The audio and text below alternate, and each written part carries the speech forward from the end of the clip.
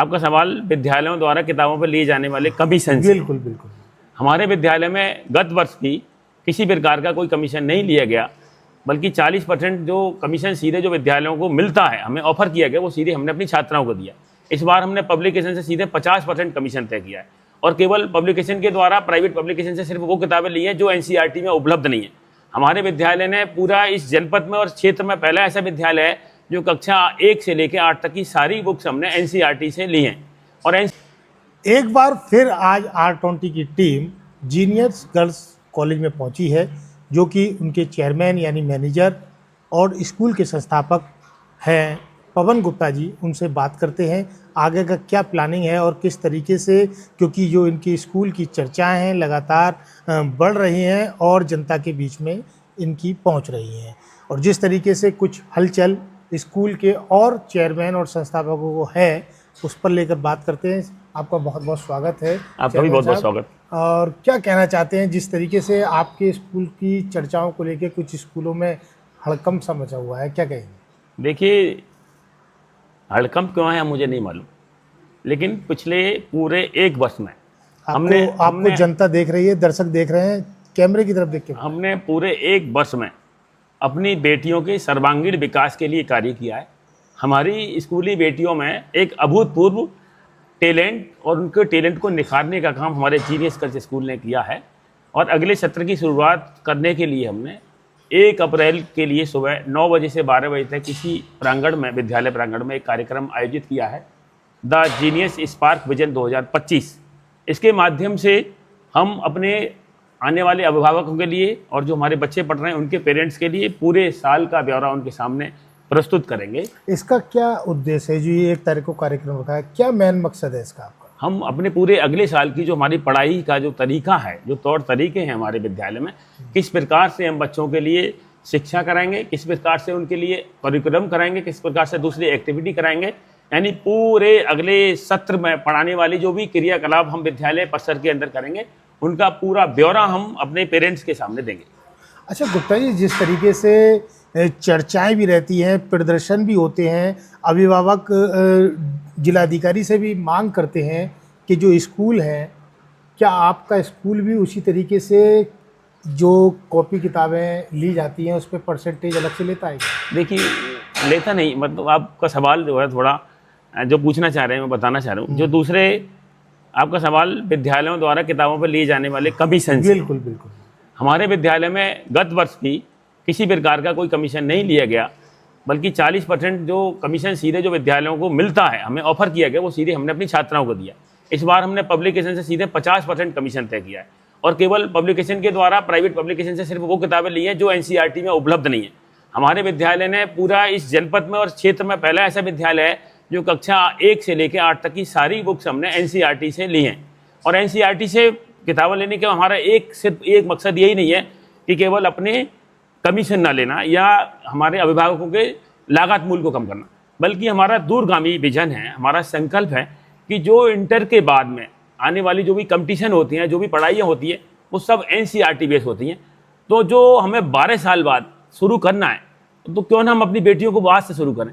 हम आज से ही उन बेटियों को एनसीईआरटी के सिलेबस को पढ़ा के उनके अंदर जो 12 इंटर में जाने के बाद जो उन्हें सीखने की जरूरत है, उसको हम आज इसके फाउंडेशन से सिखा के चलने का काम करते हैं। जैसे मैंने अभी आपसे सवाल पूछा कमीशन को लेकर, तो आपने मेरी बात को घुमा दिया। जिस तरीके से लगातार आपने देखा भी है कि लगातार चंदोसी में कई जगह पिछले साल भी जो अभिभावक हैं उन्होंने प्रदर्शन भी किए थे, मांग भी की थी कि ये परसेंटेज बाजी ख़त्म हो। उस पर मेरा ये सवाल है, तो उसको आप बताना क्यों नहीं चाहते दर्शक? नहीं, हमारे विद्यालय में किसी भी तरह से कोई कमीशन नहीं लिया जाता है, और उसके पीछे हमारी सीधी मंशा ही है कि सदाचार की शुरुआत जो होती है वो विद्यालय छात्र जीवन से होती है, विद्यालय परिसर से होनी चाहिए। हम अपेक्षा करते हैं कि कोई भी अधिकारी, कोई भी कर्मचारी अपने सामान्य जीवन में, अपने व्यवहार में भ्रष्टाचार नहीं करे, लेकिन उसकी जड़ में, उसके बेस में, उसकी शिक्षा में जब हम कमीशन का भाव उसके अंदर विकसित कर देते हैं, तो उस परंपरा को वो आगे बढ़ाने का काम करता है। तो अगर हम पूरे समाज से ये अपेक्षा करते हैं कि सदाचार के रास्ते पर चले, तो इसकी शुरुआत सबसे पहले हमें अपने विद्यालय से करनी है।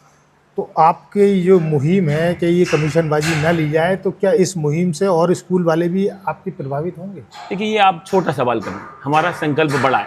हमारा संकल्प आत्मदीप भव, यानी बी और ऑनलाइन, यानी बच्ची अपनी रोशनी स्वयं बने। और वो बच्चियां हमारे विद्यालय में पढ़ के देश और दुनिया में अपना नाम रोशन करें। आपका सवाल बहुत छोटा है।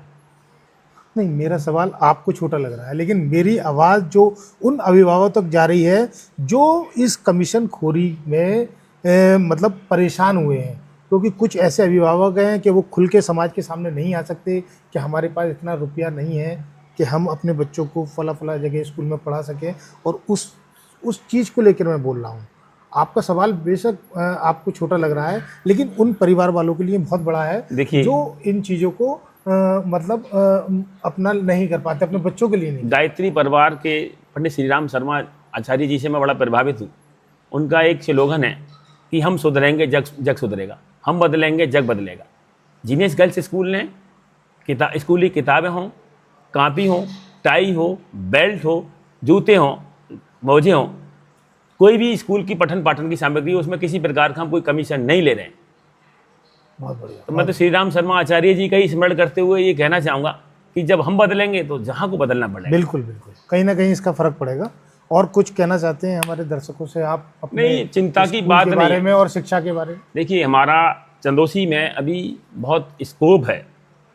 मेरा पास जो डाटा है इंग्लिश मीडियम स्कूलों में या चंदोसी के सभी इंग्लिश मीडियम में, एक अगर आकलन किया जाए तो लगभग 15,000 बेटियां यहाँ पर पढ़ रही हैं। मेरा टारगेट तो बहुत छोटा है, 330 बेटियों को पढ़ाने की मेरी अभी इस साल का संकल्प और क्षमता है। तो 2% लोगों 2% बेटियों को भी मैं नहीं पढ़ा पा रहा हूँ, यह मान के चलिए लगभग 2% बेटियों को ही मैं पढ़ा पा रहा हूँ। तो 98% लोगों को, बेटियों को तो दूसरे स्कूलों को ही पढ़ाना है। तो उनके लिए कोई आशंकित होने की, या जैसे आपने कहा कि डरे हैं उन पर कोई प्रभाव पड़ेगा, उसकी आवश्यकता नहीं है।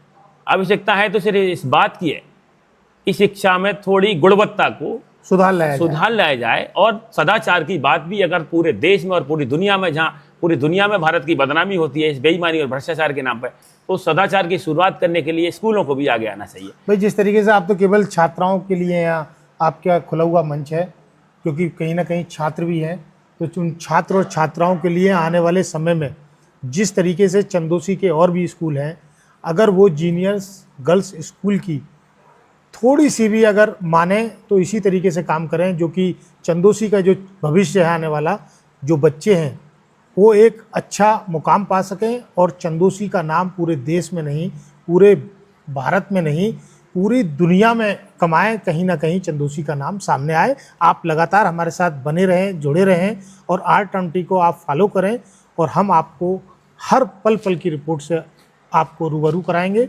आप देखते रहें हमारा चैनल R20।